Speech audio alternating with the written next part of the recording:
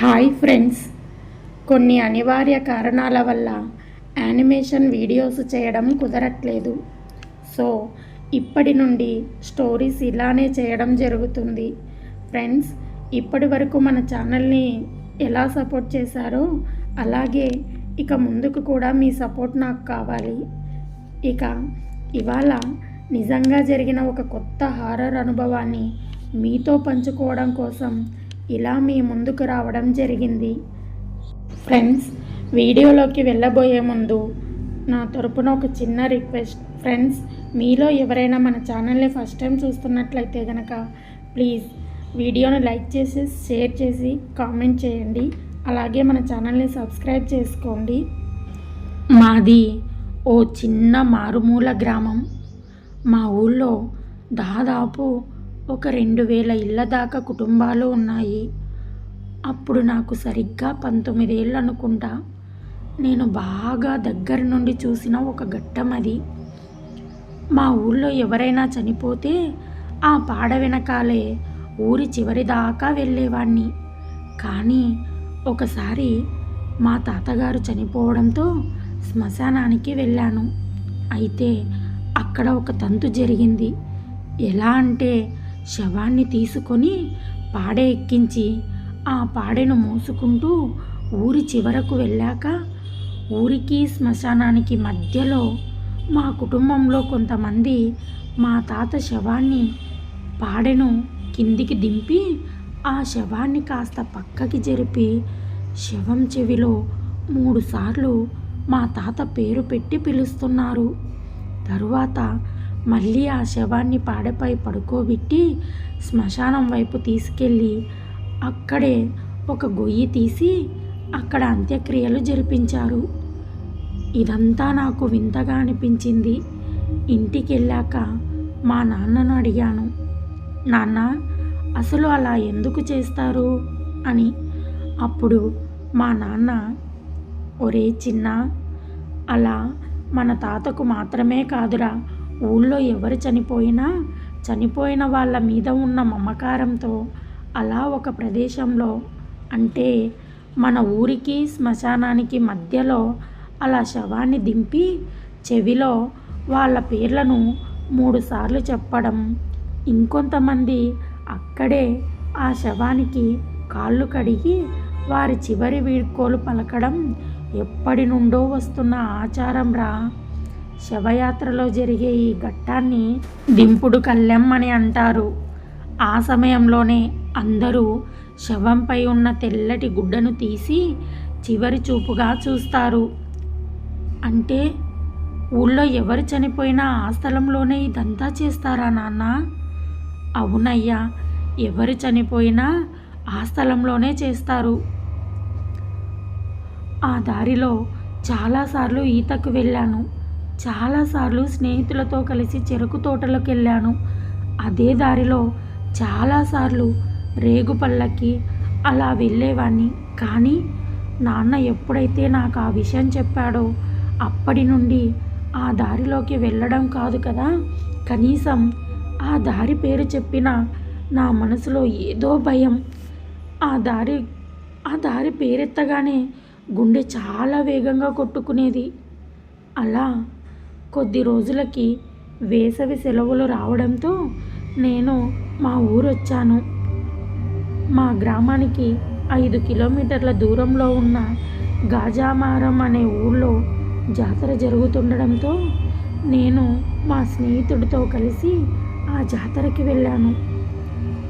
అలా సాయంకాలం దాకా ఆ జాతరలో బాగా తిరిగాము. అక్కడ ఉన్న చిరుతిళ్ళు అన్నీ రుచి చూసాము.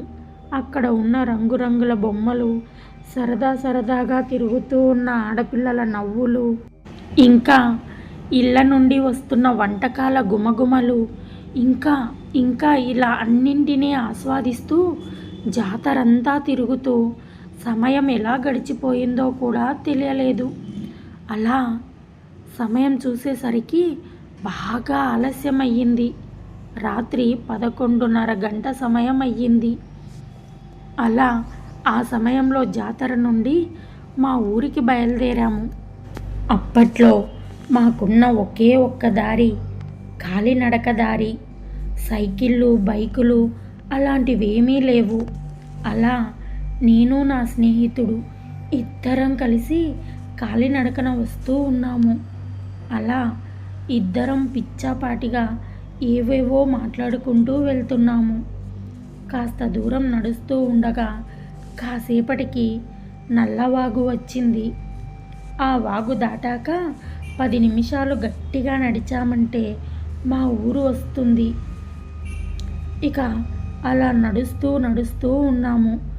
బాగా అర్ధరాత్రి కావడం వల్లనో ఏమో నాలో మెల్లిగా భయం తాలూకు ఛాయలు అలుముకున్నాయి. అది అర్ధరాత్రి సమయం. పైగా దారంతా నిశ్శబ్దం. దారికి ఇరువైపులా ఉన్న చెట్లు కూడా ఎవరో చెప్పినట్లు కదలకుండా, కనీసం గాలికైనా ఊగకుండా అలానే ఉన్నాయి. మరోవైపు దూరంగా గుడ్లగూబల అరుపులు, శ్మశాన దారిలో ఉన్న నక్కల ఊలలు మాత్రం చాలా స్పష్టంగా వినిపిస్తున్నాయి. ఇక నా వెన్నులో మెల్లిగా వణుకు పుట్టసాగింది. కానీ ఆ భయాన్నంతా లోపలే దాచుకొని పైకి మాత్రం చాలా ధైర్యవస్తుడిలా అడుగులేస్తూ మా దోస్తుగాడితో మాటలు కలపసాగాను. కానీ లోపల మాత్రం శ్రీ ఆంజనేయం ప్రసన్నాంజనేయం, శ్రీ ఆంజనేయం ప్రసన్నాంజనేయం అంటూ దండకం చదువుకుంటూ, ఇంకెంతలే, ఒక్క 10 నిమిషాలు నడిచామంటే ఇంటికెళ్ళిపోతాము కదా అని భయపడుతున్న నా మనసుకు సర్ది చెప్పుకుంటూ అడుగులేస్తూ ఉన్నాను. అలా భయపడుతూ ముందుకు వెనక్కి పక్కకి చూసుకుంటూ నడుస్తూ ఉన్నాను. ఇంతలో నా దోస్తుగాడు, అరే గోపి, ఏమైందిరా, ఎందుకలా దిక్కులు చూస్తూ నడుస్తున్నావు? నేరుగా దారి వైపు చూస్తూ నడు, అసలే చీకటిగా ఉంది అన్నాడు. నేను అలాగే వాడి కాలి అడుగులు కేసి చూస్తూ నడవసాగాను. శ్మశానం కూడా దాటేశాము. ఇంకా ఒక్క 5 నిమిషాలు నడిస్తే చాలు, ఊళ్ళోకి వెళ్ళిపోతాము. అలా నడుస్తూ నడుస్తూ ఉండగా ఒక చోటు, అదే నేను భయపడుతున్న చోటు రానే వచ్చేసింది. అదే నాన్న చెప్పిన ఆ స్థలం, శవాలకు చివరి ఘట్టం నిర్వహించే ఆ స్థలం. అదే దింపుడు కళ్ళెం వచ్చేసింది. ఎందుకో తెలియదు, నా కాళ్ళు చేతులు మెల్లిగా వణకడం ప్రారంభించాయి. అంతే, భయంలోనూ అటువైపు చూడకూడదు అని అనుకుంటూనే నా కళ్ళు అప్రయత్నంగా అటువైపు కేసి చూడసాగాయి. బాగా చీకటిగా ఉండడం వల్ల, మరోవైపు గుడ్లగూబల అరుపుల వల్ల, అన్నిటికీ మించి ఆ ప్రదేశం అంటే నాకున్న భయం వల్ల నేను నడుస్తున్న ఆ దారి నాకు చాలా భయానకంగా అనిపించింది. ఎవరో నన్ను చూస్తున్నట్లు, నాకేసి నాతో మాట్లాడడానికి ప్రయత్నిస్తున్నట్టు అనిపించింది. భయంతో వంకరి టింకరగా నడుస్తున్న నన్ను చూసి నా దోస్తుగాడు, రేయ్ గోపి, ఏమైందిరా, అలా గాబరా పడుతున్నావు? సరిగ్గా దారికేసి చూస్తూ నడవరా, లేకపోతే కింద పడిపోగలవు అన్నాడు. అలాగేరా, అలాగే. అలా నాలో ఉన్న భయాన్ని బయటికి కనిపించకుండా ధైర్యాన్ని నటిస్తూ నడుస్తూ ఉన్నాను. ఒళ్ళంతా చెమటలు పడుతున్నాయి. నేను భయపడినట్లే ఆ చోటు రానే వచ్చింది. అంతే, నా గుండె వేగంగా కొట్టుకోవడం ప్రారంభించింది. వద్దు అనుకుంటూనే ఆ ప్రదేశం వైపుకి అప్రయత్నంగా నా కళ్ళు చూడసాగాయి. అంతే, అక్కడ ఒక శవంపై తెల్లటి గుడ్డ కప్పి ఉంది. ఆ శవం నా వైపు తీక్షణంగా చూడసాగింది. అది ఎలా ఉందంటే, నల్లటి శరీరం, ఎర్రటి కళ్ళు, మొహమంతా ఎడారిలో వచ్చే చీలికలలాగా చీలిపోయి చాలా భయంకరంగా ఉంది. ఆ భయంకరమైన రూపం చూడగానే ఒక్కసారిగా గట్టిగా కేక వేస్తూ పక్కనే ఉన్న నా దోస్తుగాన్ని గట్టిగా పట్టేసుకున్నా. రేయ్ గోపి, గోపి ఏమైందిరా? దోస్తుగాడిని గట్టిగా పట్టేసుకున్నా. వాడు నన్ను పిలుస్తూనే ఉన్నాడు. ఇక భయంతో నా గొంతు తడారిపోయింది. కాళ్ళు చేతులు వేగంగా వణకసాగాయి. కళ్ళు బైర్లు కమ్ముతున్నాయి. ఇక నా దోస్తుగాడు, రే గోపి, గోపి ఏమైందిరా? నేను ఏదో చెప్పే ప్రయత్నమైతే చేస్తున్నాను, కానీ నా గొంతులో నుండి మాటలు స్పష్టంగా రావట్లేదు. అలా వాడు మళ్ళీ మళ్ళీ అడగడంతో నా చేతిని ఆ ప్రదేశం వైపు చూపించసాగాను. వాడు నా చెయ్యి చూపిస్తున్న వైపు చూడసాగాడు. అంతే, అక్కడ ఉన్న దృశ్యం చూసి వాడు కూడా ఒక్కసారిగా భయపడిపోయాడు.